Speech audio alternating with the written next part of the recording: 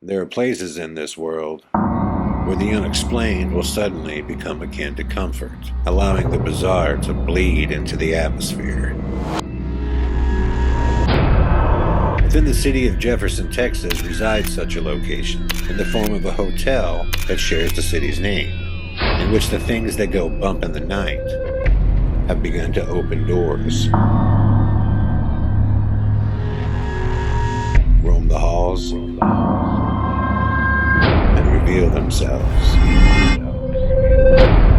The question is why? Why is this happening? Having never been there, I can't answer that question.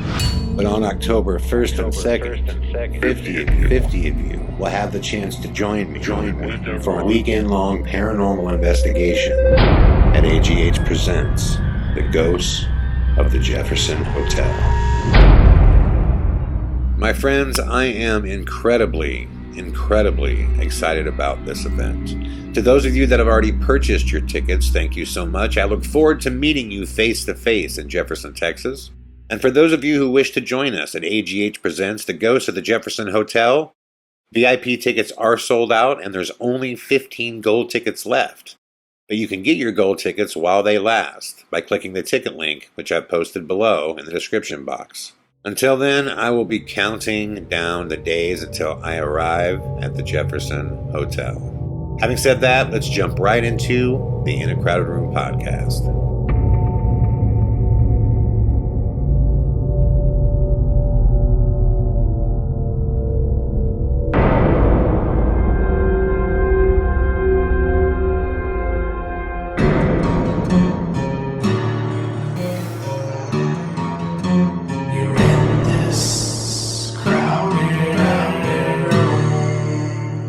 Hey, what's up everybody? Chad Calek here, and welcome back to the In a Crowded Room podcast for episode number 126, which on today's episode I'm going to tell you a story. It's actually part one of a two-parter, and this was inspired by a letter I got from a girl named Janet, who resides in Canada actually.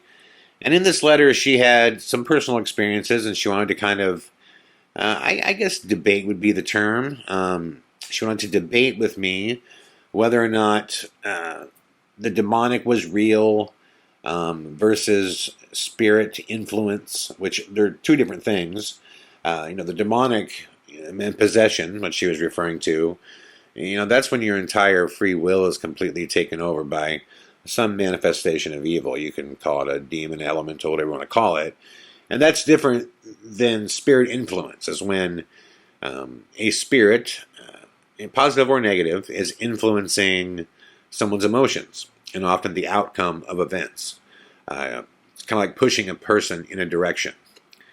And she was kind of wondering how I felt about, the presence of either. But what she dealt with specifically from reading her accounts, and because she hasn't given me the right to tell her story, I don't want to, but what I can say is it sounded to me more like spirit influence than it did possession. And I am a believer in spirit influence. And if you don't know what I'm talking about, I'm going to tell you a crazy story. And it relates, when it's all said and done, it's actually going to relate to a series of live events that I did in the very beginning when I first started doing them. And it seems kind of fitting with the announcement of the Texas event. But it actually starts out and takes place in Philadelphia.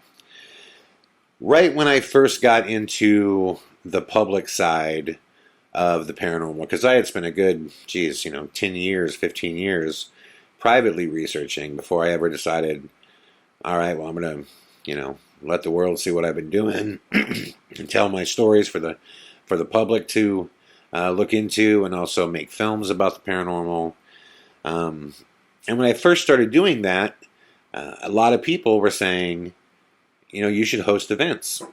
And I heard that for about a year. And initially I was like, no, I don't want to host an event because, what if something happens to somebody? And I just don't want to be responsible if anybody gets hurt or anything spiritual happens. And over time I started to come to terms with that I'm not playing God. I mean, things are going to happen how they happen, and if I feel like, hosting an event would be a positive thing, I should do it.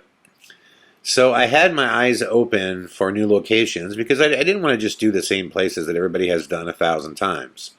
I wanted to do something new. Well, at that time, I had just finished up my first film, which was not a paranormal film. It was actually a film that I just wrote. I didn't direct it or anything like that. It was a film called The Private Public. It was actually like it was a fictional film based off a college experience, and it was fun. But I had gotten to the directing side. But when I did that first film, one of the people that I met that helped me out in the beginning and really kind of understanding film production, in addition to Justin Holstein, was my friend Glenn Nasons. And I actually met Glenn through that film. Glenn was actually, for those of you that watched The Real World San Francisco, way back in the day, The Real World, there was this character Puck that got in all kinds of arguments with this guy Pedro, and Pedro was one of the first characters to ever have HIV on television. And it was kind of a big deal, and this Puck guy ended up getting kicked out of this Real World house, and Glenn replaced Puck. And he had a band called Perch. And I was interested in his band, and I saw him on the series, and I remember hearing his band. It was the segment with his band was just wild, and I ended up finding him online. This was like right when bands first had websites, and my website was as bad as his back in the day. But we had one, we were out in front, way ahead of everybody. And Glenn had just became a friend of mine over the years. And whenever I would go through Philadelphia for business or anything else, I would always hook up with Glenn. His family are restaurateurs. They own some of the best restaurants. And if you're a foodie, trust me, you want to go down to Germantown and spend some time with Glenn and his family, because every meal I've eaten at his place has been incredible. But I was down there actually to see him because he had some friends that he had met. A couple of them met him also through kind of his real world notoriety. But they connected him to this group of friends from New Haven, Connecticut, that were making an independent film. And at the time, they needed an independent producer as well. And Glenn was like, well, look, I did this movie with Chad, and they did the film right. They made a solid feature. They released it the right way. Had a great soundtrack. I know he knows how to make a movie. So Chad, I want you to meet these guys. And I was like, super cool. Well, at that time, Glenn was also in the beginning. I feel bad because I should have paid attention more to what he was saying. It's just sometimes I can just get tunnel vision on my own thing, and it's hard for me to think about a bunch of different projects at once. But Glenn was telling me the whole time that he was so excited for me to see his new house, and it was on this land he bought. And I remember thinking, well, that's cool. My friend bought a house, and I was super young back then. Probably 24, if even that. And so I didn't have a lot of 24-year-old friends of mine that had houses. Now, Glenn was older than me, but still, I was like, it's cool that he has a house. And he kept telling me, you got to come see it. It's this super old house that, I don't know what the exact details were, but he won it in some kind of auction. He bid on it, and the city awarded it to him. And he had to fix it up in a certain time period, basically, to keep it. And he named the estate Dannybrook. That's what he named it. But it was an old building that ran, what I knew before I ever saw it, that it ran along this Sandy Run Creek, and it was right in an area known as White Marsh. And he told me some history about it that kind of blew me away. And he's basically, there was this smaller kind of skirmish called the Battle of White Marsh, and it could have ended the war because George Washington and his troops, who were like heavily battered, ended up staying along this Sandy Run Creek, and the British had sent this small, kind of like their version of the Green Berets, this small brigade to basically sneak in and kill George Washington along the Sandy Run Creek in White Marsh.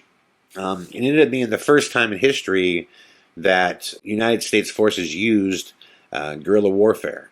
And the reason they did is simply because Washington and his troops were beat up. They were practically starving. They were almost out of ammunition. And they just got word from a girl who was actually just literally walking from one town to the other, who saw this Queen's Brigade, who saw them, and she walked all the way back to the Sandy Run Creek and basically gave George Washington and his troops a heads up. And it was right literally where this house was that he had bought. In fact, the house that he had bought was actually used as a makeshift hospital for George Washington and his troops. Now, thankfully, because they received the tip that this brigade was coming, they were able to defeat them. And from there, they ended up making their way to Valley Forge, and the rest is history. But had Washington been killed and struck down there during this attack, I mean, the entire history of our country would be different. But this all took place there. So Glenn's home that he just bought, which I had not seen yet, again, this thing was like a major, major piece of history that was a makeshift hospital for George Washington and his troops. So the reason I'm telling you about this house is because when I flew into Philadelphia, Glenn picked me up at the airport, and before I can get a hotel room or anything, he just said, "I need your help. I'm going to do this porch raising." And my friends, Frankie, Chris, Seth, and Neil, now these names will become identifiable to you throughout the story as I tell it. But these are the filmmaker guys. He says they're all going to come out and help me too. And I just need your help because I got to get this, do this porch raising for my new place. And I haven't, seen it yet or anything, And I'm like, okay. But before I go out there, I'm like, let me get a hotel room. I haven't got one yet. And he said, okay. So I found one really close for just one night, not even for the second night yet, because I didn't know what we're going to be doing the following night. But I got a hotel room close by to him, and he said, okay, on the way out to the hotel room, I'm going to stop by, at Dannybrook. I want you to see this. And I'm like, okay. And by the time we get there, it's just jet black, dark. I mean, it's probably 9, 10 o'clock at night. I had flown in late. And we pull up to this long road. And first off, it's, Blair Witchian. If you've ever been in the woods in Pennsylvania, I mean, it's straight, that is Blair Witch territory. And so I'm like, okay. And it just feels like Blair Witch, this long and winding road to this house. And in my head, I guess I was just thinking, oh, it's an old house. I mean, this is like older than old. I think it was like 1750 or something like that is when it was built, or 1700, like way super old. So we're driving this, long and creepy road, and he shows up, and I can barely see in the headlights kind of the bottom of what's going to be his future house. And this is the building, the makeshift hospital. And I'm like, wow, this thing is super old. And as we're getting closer and closer to that building, I am just getting super geeked out. Now remember, you're talking to somebody, man, I have been in the scariest buildings you've ever seen and have not affect me at all. Like, I mean, I've been in, you name it. Everything from asylums to prisons to, you name it, I've been there. So just an old building shouldn't geek me out. But as we get closer and closer to it, I'm just, man, I am not feeling right. Just something doesn't feel right. Now keep in mind, I'm not psychic in any way. I can't speak to, spirits, or I don't know who's what in the room, or I'm not psychic. But I do think everybody has kind of an intuition, right? The same way kind of a seasoned cop knows when someone's lying. You've done it enough, you start to tell, So as we're getting closer, I don't want to say anything to Glenn because this is his house he just bought, and we get up to the building, and I'm telling you, the creepiness is just emanating off this thing. And I do not want to go inside, but he wants me to come inside. And there's not even a door at this point. It's like this big wooden piece of plywood that's kind of a makeshift door, because the doors have been ripped off the place by local vandals, like kids, just doing stupid kid shit, So I'm getting up there, and he opens the door, and there's a few things inside the house, and we go in the front room, and I am not feeling this place, man. Everything in my body is just screaming, get out. I mean, oh man, I was just so incredibly uncomfortable. And more than anything else, I've said this before. I told this story one time we were at Dannybrook. I was talking to some other people about it. And what was really weird is that it felt like whatever was there knew me, and I don't know why. It's hard for me to explain that, like in words, I guess, but there was a familiarity of some kind. It just felt familiar. But we get to the main floor. I am not wanting to be in this place. And he's just running around. He's telling me this piece of history here and this piece of history here. And there was a child who was, killed, out here in this with some cow, I guess, sat on a kid and killed him. And like just a crazy history. And, this is where they found, I guess on his property, there's like old bayonets and stuff. I mean, it's just crazy, this history and how old this building is. And you get to the second floor, and I'm following him. And at this point, man, again, everything in my body is saying, do not take another step. Do not take another step. And he starts to go up to the third floor, and I finally just stop and go, yo, Glenn, listen, I got to get out of here, dude. I got to get out of here. Everything about this place is freaking me out to no end. And I'm sorry to say that you just bought it, but this place is crazy haunted, and I've got to get out of here. And he's looking at me like, no, this isn't haunted. No, why do you say that? And I'm just like, Glenn, if you're not feeling it, that's cool, man. But I'm telling you, I want nothing to do with it, man. I'm freaked out, So I do. I go down the stairs, and Glenn follows me out. I mean, I could not wait to get out of that place, and I got out of there, and we walked on the property. I still felt, definitely uncomfortable on the property, but not as bad as being in the actual building. So we ended up talking on the property for a long time, and I started asking him more questions about the history, and it was a fascinating history to me. I was like, wow, this is insane, man. So to make a long story short, we just talked about it that night, and Glenn ended up, taking me to my hotel room, which I only got for one night that night. So the following day, around midday, we're supposed to meet back at Dannybrook, and I'm going to meet Frankie, Chris, Neil, and Seth. Okay, so we do, and I show up, and Glenn's got this little like tractor, like this this little tractor he's driving. It turns out it's not a roof or porch raising; it's a porch demolition. And basically, he's ripping the porch off this thing, and he's got all of us out there to just carry all of this stuff to make a pile, basically. But Glenn had been there, and helped me out in a lot of different ways when I was first starting. So I was like, this sucks, but it's my boy, and I'll help him. That's totally cool. And he's introducing me to these guys from New Haven that, potentially have a film that we're going to work on together. Now, let's go down the list of characters. Frankie Mosca, he's the director, the main guy that has written this script.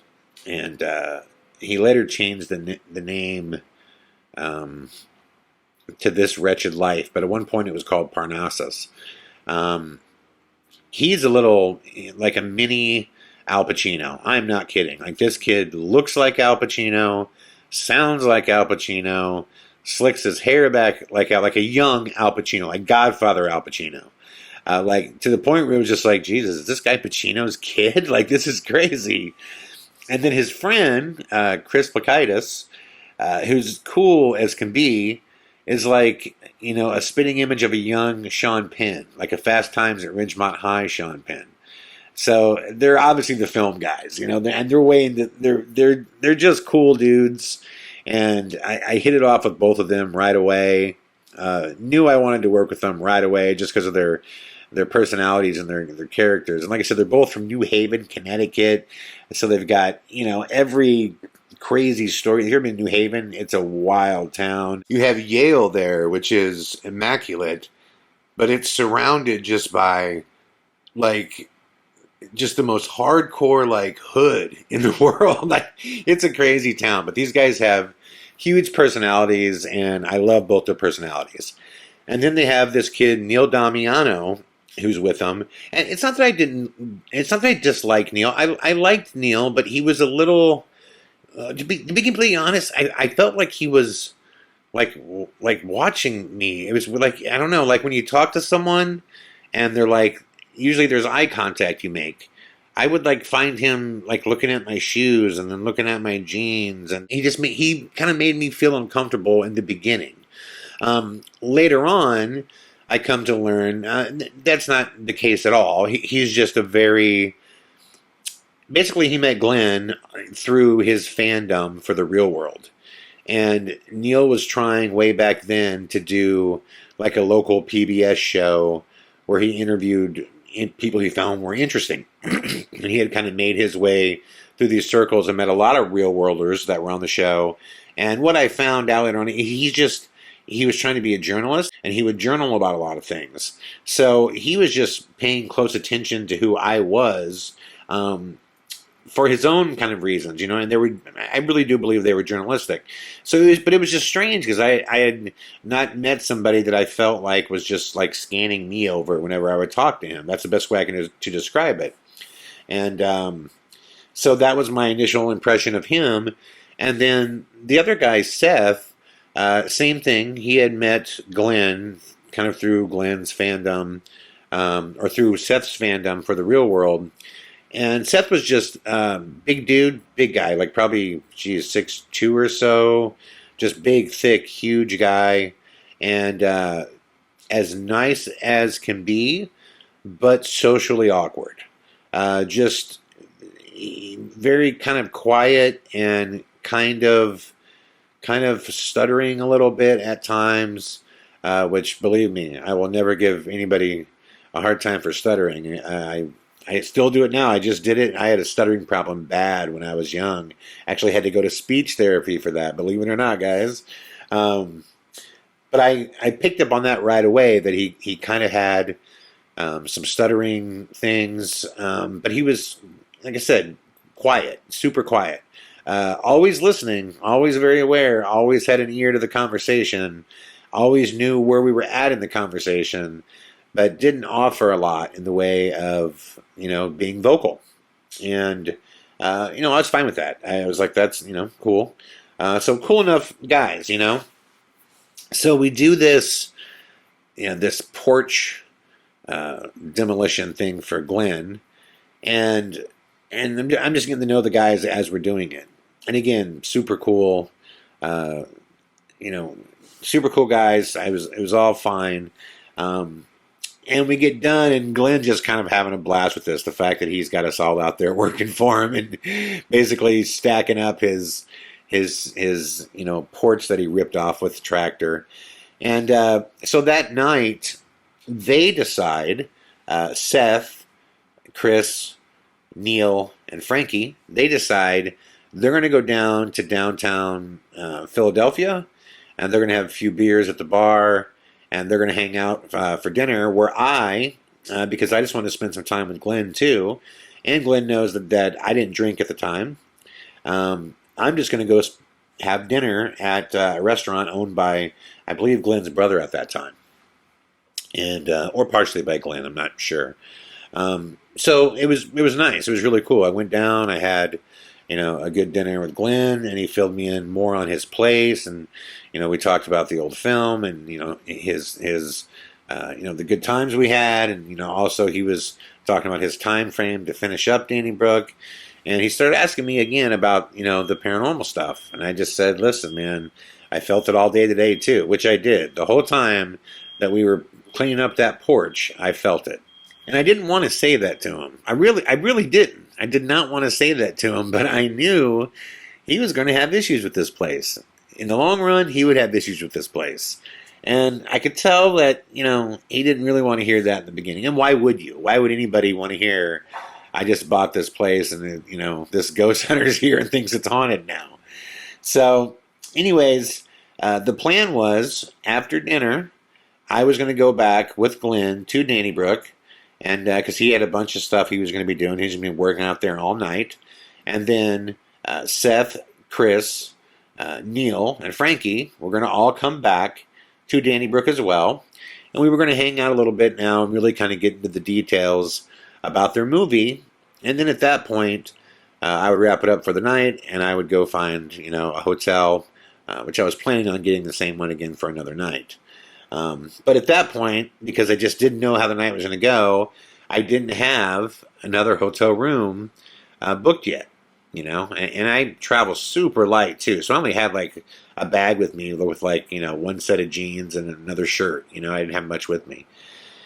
So we get back there and nobody's back there. It's just Glenn and me, and he's like, well, I'm going to get to, working on this stuff. And I'm like, well, that's cool. I'll just hang out and wait for these guys. And hours went by, like 2 or 3 hours. And I was thinking, well, that's kind of rude. We hung out all day long. And, we talked a little bit about the movie, but it was hard because we were doing this, porch thing. And here I am waiting to talk to these guys, and they're not back there. So then I look up, and I see this taxi coming down this long, scary road of Glenn's at Dannybrook. Taxi pulls up, Frankie and Neil Damiano hop out. And I'm like, no Seth, no Chris. I'm like, that's interesting. Well, Frankie's the director of the movie, so I guess as long as he's there, I could talk about the film. But I'm just like, hey, so what happened with Seth and with Chris?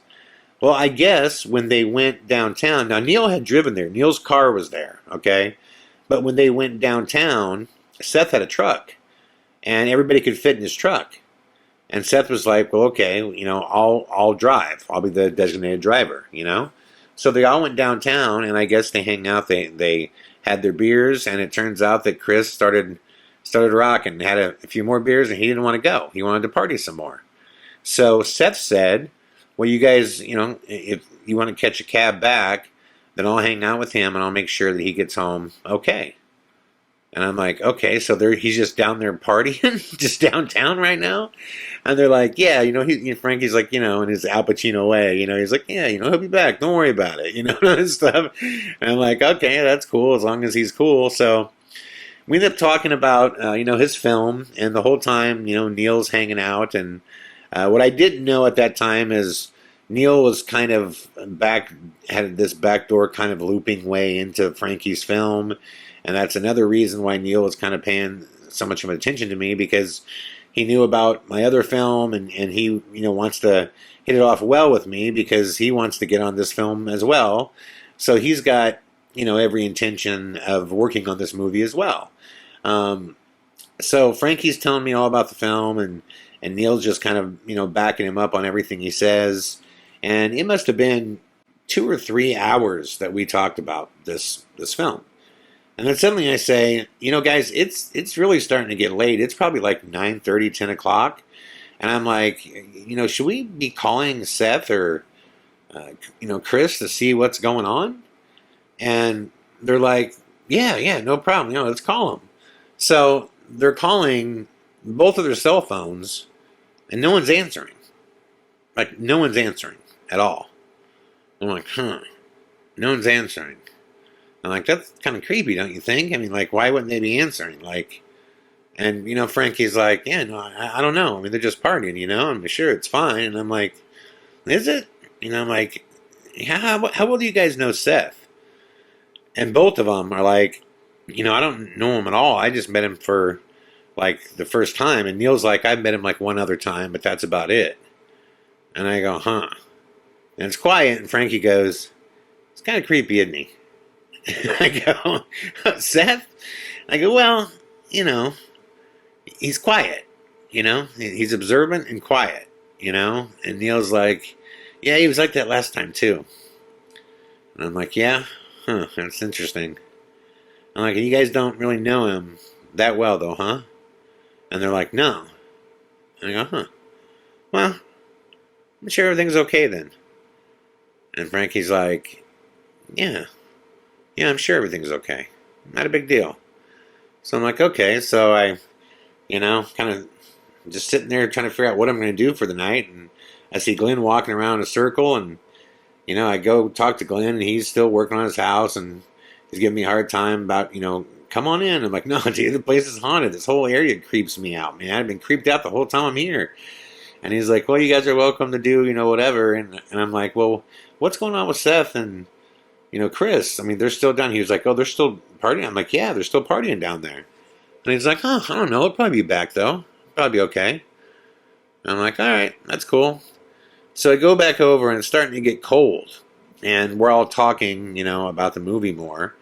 And Neil's like, man, it's getting cold, man. You guys want to sit in my car? And I'm like, yeah, sure, So we get in his car, and we turn the heat on, like, just cranking the heat in the car. And we're talking more about the movie, had great talks about the movie. But then we get back on the conversation of Chris and and Seth. And I said, I don't know, wouldn't it be freaky, man, if like Seth was just like some, and before I could even say it, Frankie goes, serial killer? I start laughing. I go, no, I'm not saying he's a serial killer. I'm just saying, like, what, he kind of has that demeanor of, like, if you heard tomorrow that this quiet, observant guy, just off Tappa City block, would you be that surprised? And we're kind of, like, joking about it. And Frankie's going, he does have pretty weird demeanor, though. And he goes, I did kind of find it weird that he was saying that we should take a taxi back and he would stay with him. And I go, yeah, I would think it would be the opposite way. I would think that he would take you back and just tell Chris, hey man, catch a cab whenever you're done. Because the dude's partying and Seth doesn't drink. And he's like, yeah, that is weird, isn't it? Like, yeah, I think it's real weird. And I really truthfully did at that time that I'm thinking about it. And I'm like, God, I'm just saying, I got a weird feeling about all this. I'm like, have you guys called them again? And he's like, no, man. Yeah, we should call him again, though. Call him again. Nobody's answering. At this point, it's like, midnight, maybe 12:30, like it's late. Glenn's still, there's an old light on. He's still working in his house. And we all get there talking. And I'm like, well, listen, man, I go, I want to go get a hotel room, but I want to know he's okay. And I'm like, so let's just sit here for a little bit, but I gotta tell you guys, 1 o'clock hits, 1:30 hits, like I'm out of here, man. I gotta go get a room. They're like, well, that's cool. They're like, you can go if you want right now, and I'm like, well, no, that's cool. Well, I'll chill here. I just want to know everybody's okay, but I definitely have a time limit on this. So we get talking, and you ever have that conversation, you just reach that point where things just kind of get silent, and maybe you just don't have much to say anymore. So we talked just about everything we could with the film. I'd already decided I wanted to work with these guys.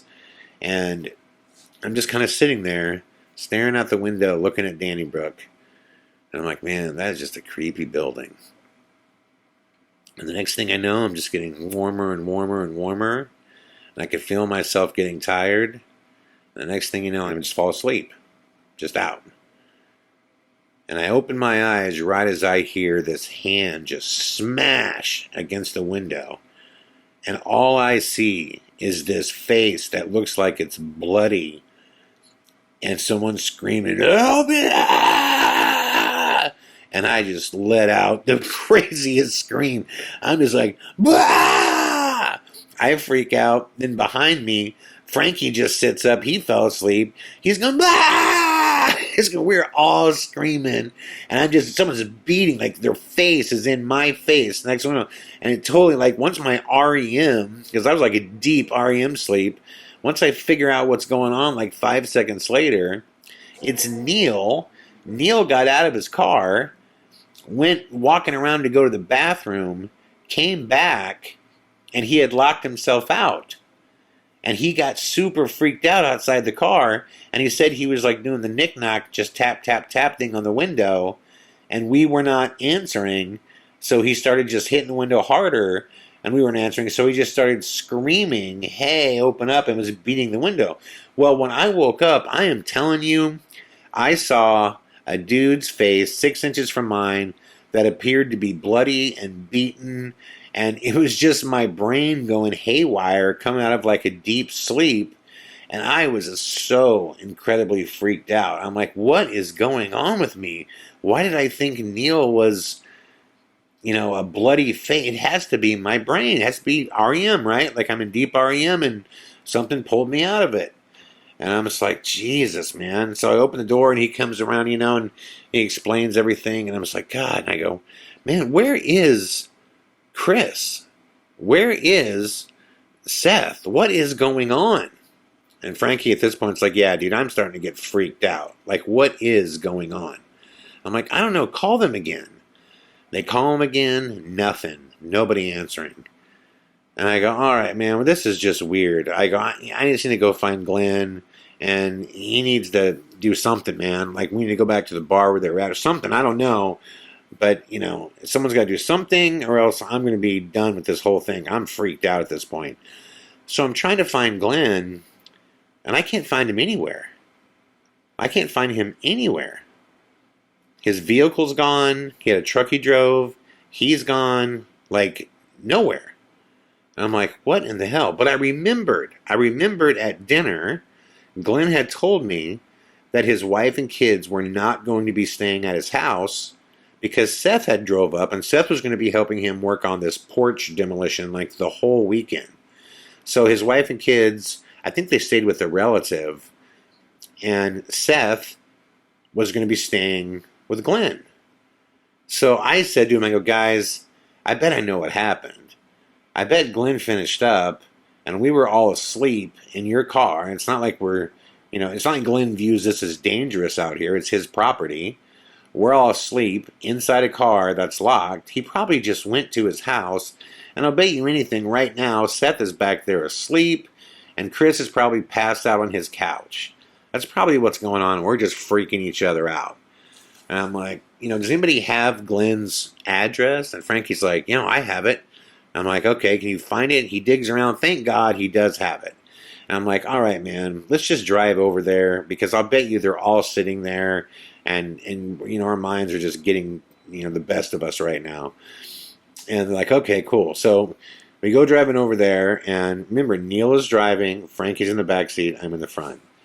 We get over to Glenn's place, which was weird about that too, is, man, his house was probably should have been a 10-minute drive, and it seemed like it took us 45 minutes to get there. It was really close, from where, I don't know, it just seemed like every road we took us down a wrong road, but I've experienced this before too, this kind of like where nothing seems to add up as far as directions and time. And so anyways, we finally pull up to his house, and right when we pull up, I notice a couple things. And the first one, Neil points out. Neil says, where's his vehicle? And it's not parked in front. I'm like, oh man, I don't know. And I'm like, well, I don't see Seth's truck either. But I look at the house, and every light in the house is jet black. And it's like a 2-story house plus a basement. And the only reason that was weird to me is because, like, in my house, like growing up, and granted we had a haunted house too, but we had night lights and different lamps and things like that if someone were to stay with us, we would always keep those on, because people don't know the lay of the land, right? Like, if you get up in some stranger's house in the middle of the night, you don't want to be walking around when it's jet black. I mean, you want some little things to give enough light to show the way. But there's like nothing. There's nothing on in Glenn's house. So I say to them, I'm like, well, hold on. I remembered there was one time before where really quickly I had been to this house. And in back of the house, I remember there was like this cemented like car park area, and it would have been big enough for 2 cars to be. And I said, you know what, I bet they're just parked in back. And so we got to go there. And you have to see the way it's laid out. But basically, we went up a half a block, you turn, and then there's a skinny little alley that you take down behind it. And then I pulled up, and as we did that, and of course, No vehicles. So we pull into this little car park area right behind the house, but we can see the whole house. Second floor, main floor, we can see it all. It's right there. And we're just staring at it. Just staring at it. And I'm just like, man, what is going on? There's no Glenn. We cannot find Glenn. Chris and Seth are not answering the phone.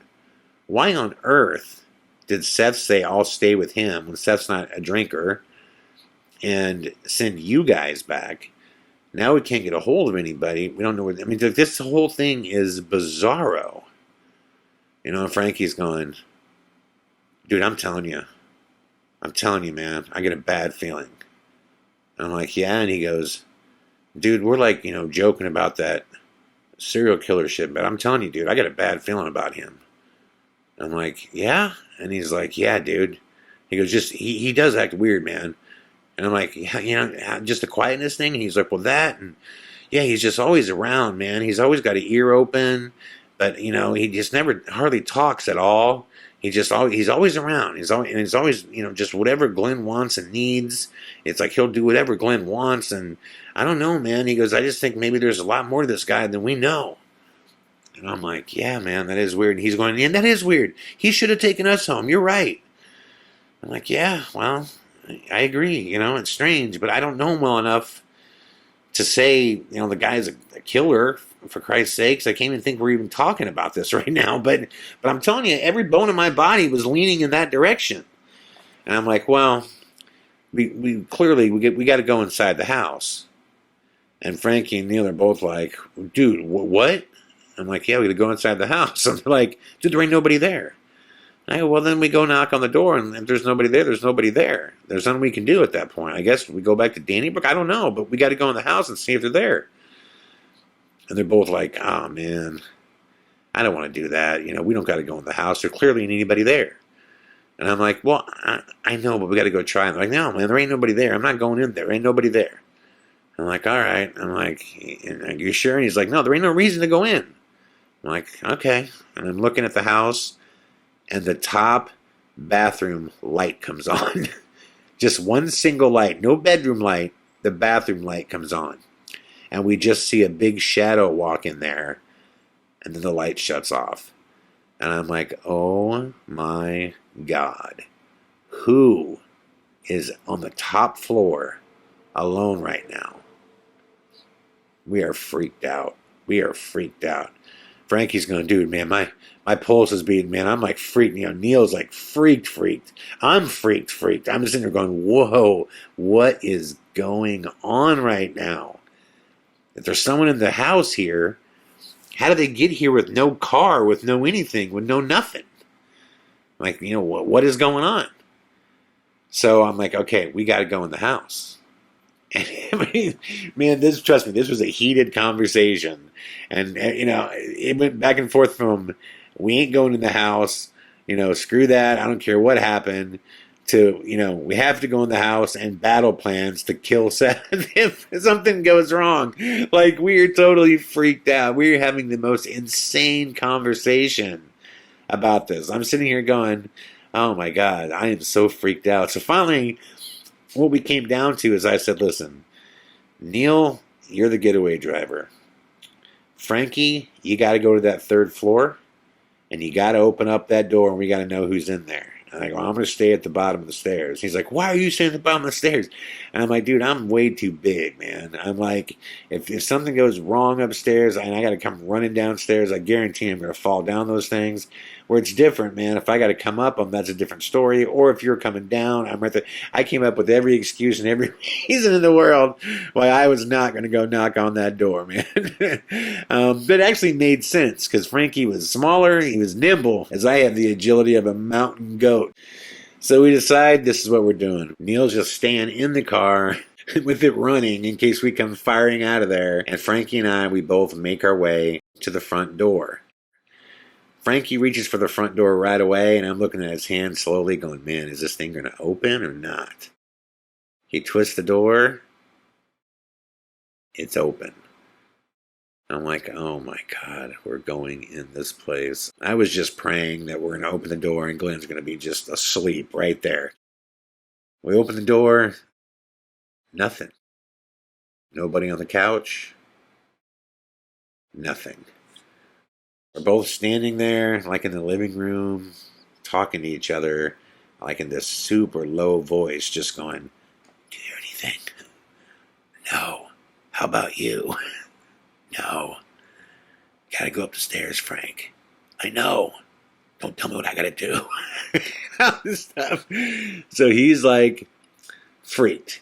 He starts making his way up the stairs, and every stair, he is so gently stepping on each stair because you don't want to make anything creak. You don't, if there is somebody up there, obviously, you don't want to give away that you're coming up. But we should have thought about that because when we opened the door, the screen door was loud as hell. So, but anyways, I'm watching him, and it seems like it takes him 15-20 minutes to get to the top of the stairs. I'm sure it was faster, but at the time, it was just so intense at that time. It just seemed like it took forever. So he gets to the top of the stairs, and he stands there and just looking back at me. He's looking down the hallway. And at the time we were terrified, so I can only imagine how terrified he was at that moment. He looks at me, he kind of nods his head yes. He turns around back, and he starts making his way down the hallway. And eventually he's out of sight. He's past the side wall, so I can't see him, right? I just hear a door open.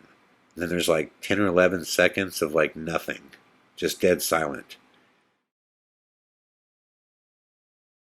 I hear the door shut, and Frankie comes firing down those stairs. He's going, go, go, go, go, go. I mean, I'm out the door, man. I mean, I'm like, I could have ran through the thing. I was so freaked out. But I'm out the door. I run in. I didn't even wait for Frankie to tell me what happened. I'm in the car, man. I go through the passenger side. I'm in. Frankie runs in behind me. He's like, dude, get the damn seat forward. And he's like freaking out. And he hops in the back seat. He goes, you're not going to believe what I saw. You're not going to believe what I saw. And I'm like, what? He goes, you're not going to believe it, dude. I'm standing in the hallway, and he's like, all of a sudden I hear a lamp go off. I'm like, you did? And he goes, yeah, it was at the door next to me. I opened it up. Dude. I'm like, what? He goes, it was Seth. He was sitting in his underwear, but he was covered in sweat. He just had sweat beads all over his head and his whole body. And I'm like, he was sitting in his underwear covered in sweat? Jesus. I'm like, was there anybody else up there? No. I'm like, so he was sitting alone in his underwear, covered in sweat. He goes, yes. I mean, as we're doing this, Neil is just booking it. I mean, he is just, we are going so fast down the road. And we finally, get to a point where we're several blocks away, and he slows, way down. We're making our way back to Dannybrook because we don't really know what else to do at this point. And we're just convinced. At this point, we're convinced that this guy's up to no good. He's sweating, and he's up there, and he has his clothes off because there's blood all over him, and he's sweating because it must have been a physical altercation, and maybe he offed Glenn too. Maybe that's why we can't find Glenn. And I'm just like, oh my God, dude, what is going on? This has become like the most terrifying night of my life. And it's so funny because when I tell the story now, it all seems so nonsensical. It seems so nonsensical. So we get back and we pull up down the long road to Dannybrook, and I'm just like, man, we gotta call the police. We definitely have to call the police. So we do. We 911 it, and we say, hey, this is where we're at. This is what's up. And there's a police officer out to talk to us. I'm just like freaking out, man. Completely freaking out. I didn't want to sit in the car. I'm like, I get out of the car. I don't want to go near the house, but I'm just like pacing because I'm just like, what is going, like, everybody that but us is gone, and we can't find anyone, and I don't know what is happening. I'm just like, oh my God, like, what is going on? A couple minutes later, I see these two headlights, and I'm like, oh, there's the cop. There's the cop. It's a police car. There's the cop. And as these lights are coming up, I see this yellow jacket to the left of me walking around. I look over, and it's Glenn. I was like, Glenn, like, what are you doing? And he comes over, and I'm just talking at a million miles an hour. I'm going, dude, we looked for your vehicle wasn't here. Went to your house, and Blackidus is gone. Like, dude, we think Seth killed him, and we're like, Seth is, he's got his underwear on, and he's in your house alone with sweat beads, and like Glenn is like looking at us like, what are you doing right now? Like, what is wrong with you guys? And we're all freaking out, all of us. And I'm like, where's your vehicle, man? Where's your vehicle? What's going on? He's just like, dude, he was like, I was moving different shit around and picking stuff up. I parked around back. And then he had some wine. He was just drinking wine. And he just like kind of passed out on his own property, just laid down on this concrete area and just went for a nap, which is completely reasonable. It's his property. It's what, every time in the morning is. And I look at those two lights coming up like, oh my God, thank God the cops are here. We're going to tell them and they're going to totally help us with what's going on. And we show up and it's not the cops. It's not the cops. It's a cab with Chris. And at this point, it's like 3:30 in the morning. It's like super late. I'm like, oh my God. And Chris gets out and he's like, wasted. And we're like, dude, where have you been? Like, what is going on, dude? We thought Seth killed you. And the same thing, we're like, we were out asleep out here and the guy was freaking away to the Seth's there and he's sweating. He's got his clothes off. And we thought Glenn was dead, dude, but he's alive now. And he's looking at us like, what have you guys been drinking? And he was just like, dude, listen, I just kept partying and Seth got tired and wanted to go home, so he went home, and he was like, and I took a cab, and the cab was a cool dude, and I ended up partying with him. I'm like, wait a minute, you party with the cabbie? He's like, yeah, that is weird, dude, that is weird. I'm like, you went back to the cab driver's house and partied? And he's like, yeah, it's over like an hour ago. It's like, wow, and he just drove you here, and he's like, yeah, I'm fine, man, I'm totally cool. And we're like, well, explain Seth back there, half naked and sweat. So what it turns out is all that happened is Seth ended up just going back to where Glenn's house is, in which when he got back, I guess there was some reason why he couldn't park in back, so he just parked like a block over, and all that happened was he just went upstairs and went to sleep. Well, the room that he was in just didn't have the air on, so he just got completely hot, stripped down to almost nothing. And when Frankie went up there to see him, that's why we saw the bathroom light come on. He was super hot. He was getting a towel. So when Frankie went up there to see him, he was sitting in the room just wiping sweat off him. That's all that happened. That's all that happened.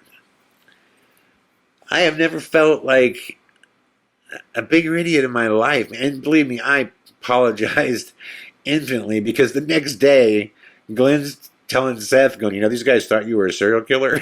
I'm just like, dude, do not tell him that, man. Come on.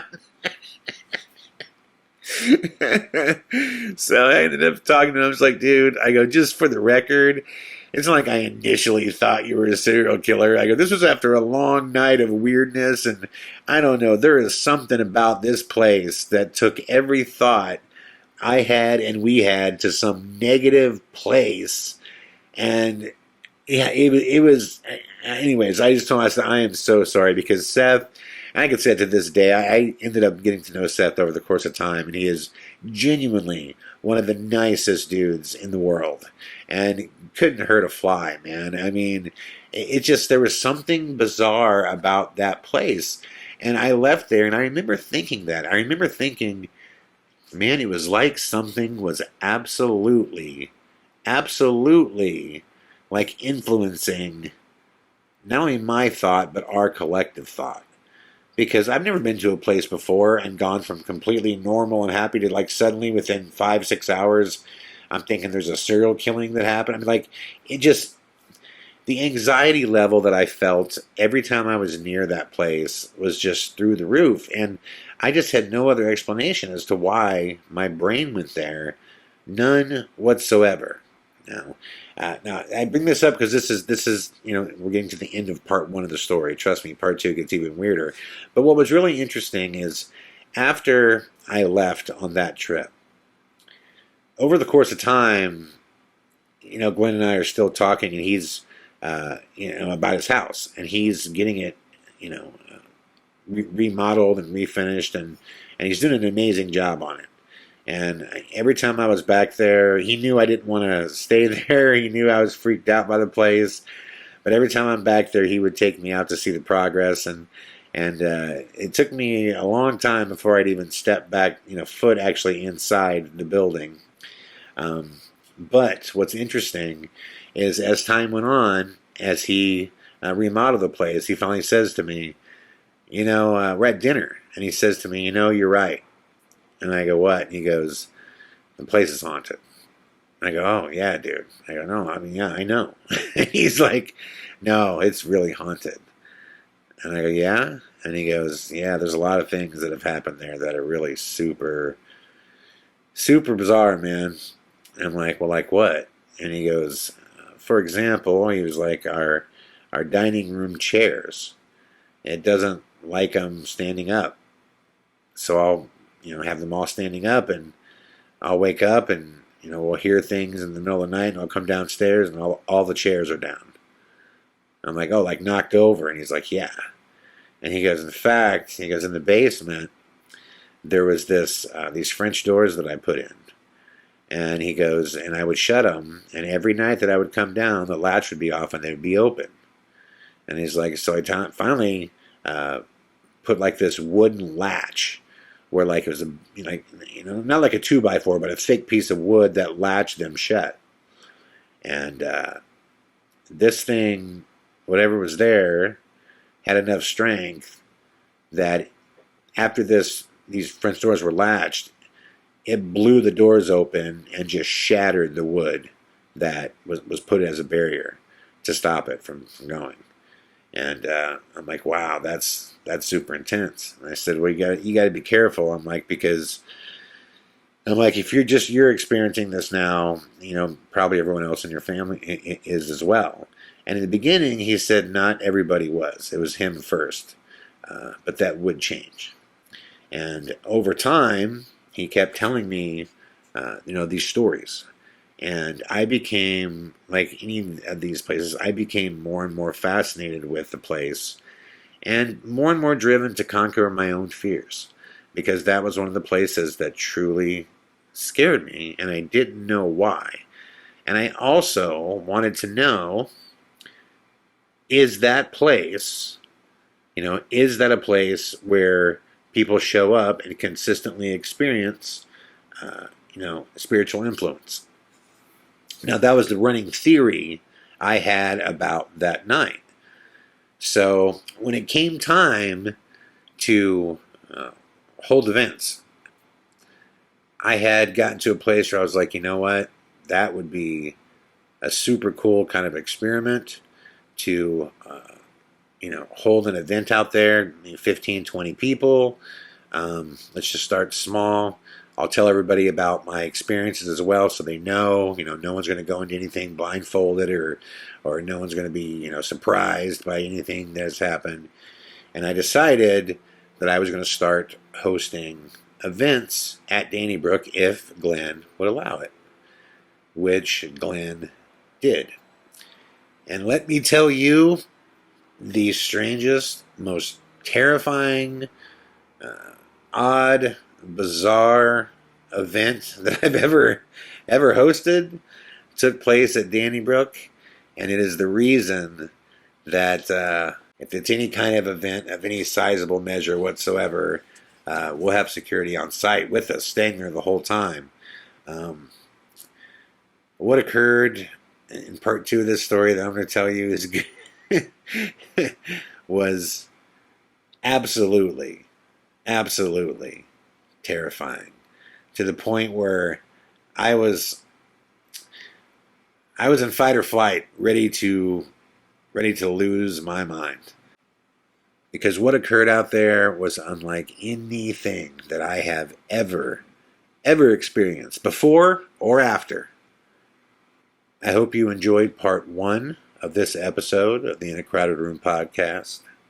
I will be back tomorrow night with part 2. All the best.